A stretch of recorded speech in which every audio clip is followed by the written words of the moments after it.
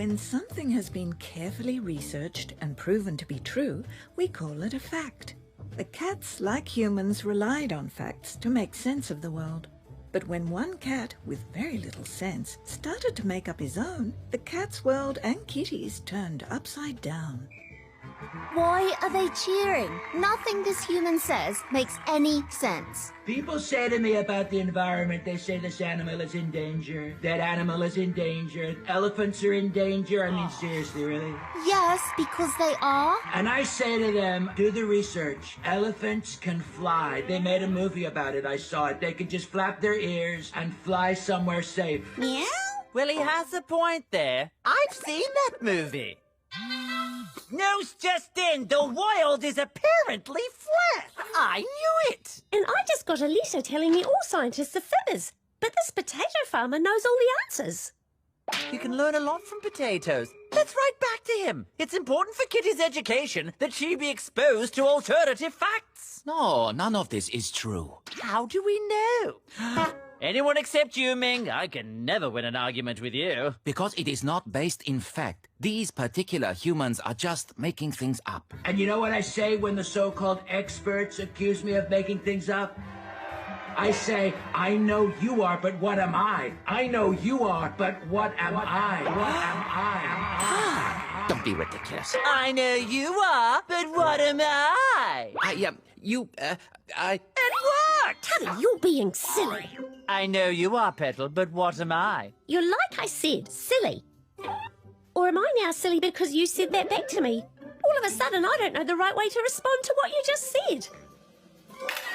That is some powerful logic, King Tubby. Now that is a fact. I know, Cheetah. How good is it? Meow. Oh, don't worry, Kitty. I will only use my newfound power for good.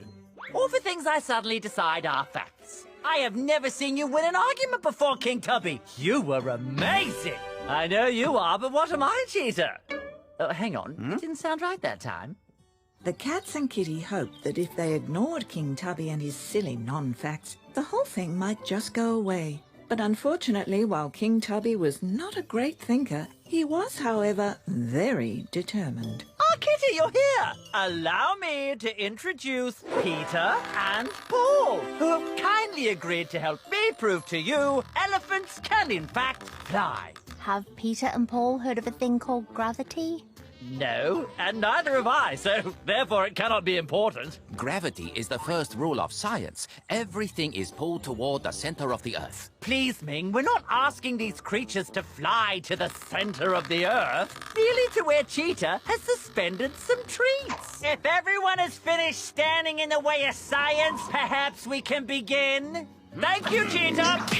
Meow. Fly away, Peter.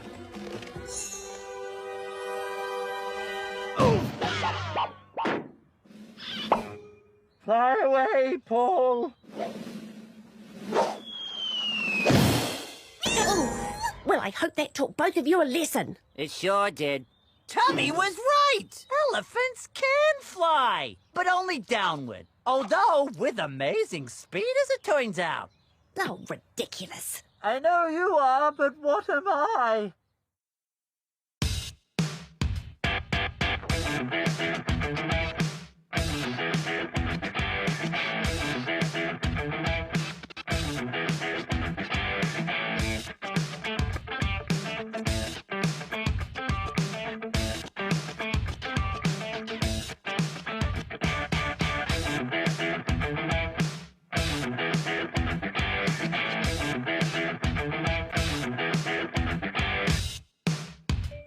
Kitty, according to Ming, a fact is not a fact until it is proven, which I think is factually incorrect. Or a bit boring. Possibly both. But no matter, I shall demonstrate the world is in fact flat. Spare me. Well, you have been spared, Miley. Happy has kindly volunteered to prove this important fact. You're welcome. It is well known to all of us that no cat has ever been further than the bent tree near the yellow house over the second hill. Agreed? Yeah. I therefore deduce this is where the world ends. And if you were to go past the bent tree near the yellow house, you would fall off the planet. Meow. Don't worry, Kitty. This test is almost as well planned as the last one. Oh, indeed. Happy has a rope attached to him, which is connected to this large, windy thing. Once Happy has launched himself off the edge of the earth, Cheetah will reel him back in safe and sound. And I shall be in radio contact every step of the way. On your mark, Happy. Get set, go!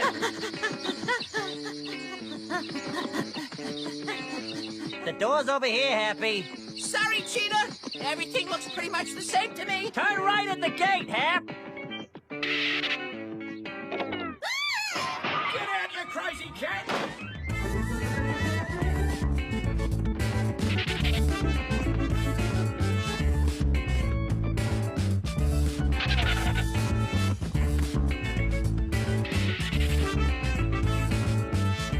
Watch it. Sorry. Hey, I'm working here. Might be.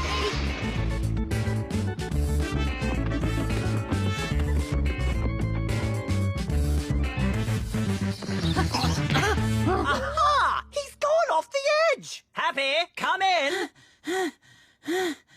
Look, I can't understand what you're saying, Happy. These headphones are not working! Have you arrived at the end of the earth? I'm here.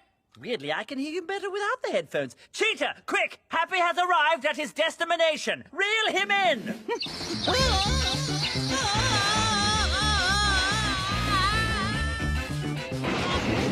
Hey, I'm still working here. You again.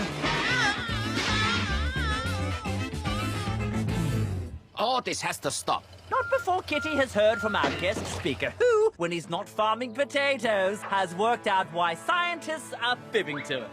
Badges. Meow? I'm not sure I quite follow you, Farmer Science Human Man. Badgers are supposed to be smart, but make no sense to me. Why is that? Scientists are supposed to be smart, but they don't make sense to me either. Why is that? Answer: they are the same thing. Sorry, are you suggesting scientists are pretending to be badgers? Don't be ridiculous. Ah, phew. It's the other way around, obviously. Oh. And if you don't believe me, ask him yourself. Oh, I'm sorry, Kitty. This has been an absolute disaster. Hey, whoa! First up, we did not set out to be honest. We set out to prove facts. Secondly, disaster is a strong word. Kitty's learned a lot of stuff even I didn't know, like elephants can fly, the world is flat, and importantly, scientists are all actually badgers. None of this is true. Okay, now I'm confused. Be quiet, Cheetah. I'm sorry, Kitty. I feel so silly not knowing things everyone else seems to know. It's not much fun knowing others think you're stupid because you don't understand complicated facts. But, King Tubby, we don't think you're stupid, and it's not like we understand all the complicated facts about the world, except flying elephants. I think everyone understands why that doesn't work. Well, it depends on whether you define flying as going up or going down, Miley. My mind is still not made up on that one. Meow. But Miley, I thought you knew everything about everything. No one knows everything about everything. And no one should feel bad about that. That is why it is important to listen to experts who have spent their lives establishing facts and to perhaps do some research yourself. King Tubby, I think a drive might help you see things more clearly. Well, thank you, Ming. It is getting a little hard to concentrate here. Peace and quiet at last. Is that a yellow house on that hill? Next to a bent tree, yes. What? The yellow house with the bent tree on the second hill? Ming, you're driving us off the edge of the planet! Meow. Ming, we have Kitty in the car. I can't watch. This is terrible. We're going off the edge of the earth. Ah! What is that? It is a cake shop. Am I in heaven? No, you are in the next suburb. And you deserve a treat, as we have proven the fact the Earth is not flat. Well, hooray for us! Meow. Ming, I think you should get out of the car first, just in case. I mean, for Kitty's sake, naturally. And so, after a hard day of fact-checking, things returned to normal. Or as normal as they ever got in the house full of cats and one little girl. But then again, what is normal in this funny world we all live in? I've been told by someone who knows and who I don't know because they came out of the blue, which is a good color, so I think they're right. I love blue. Scientists cannot be trusted, as they are in fact badgers. Turn that off.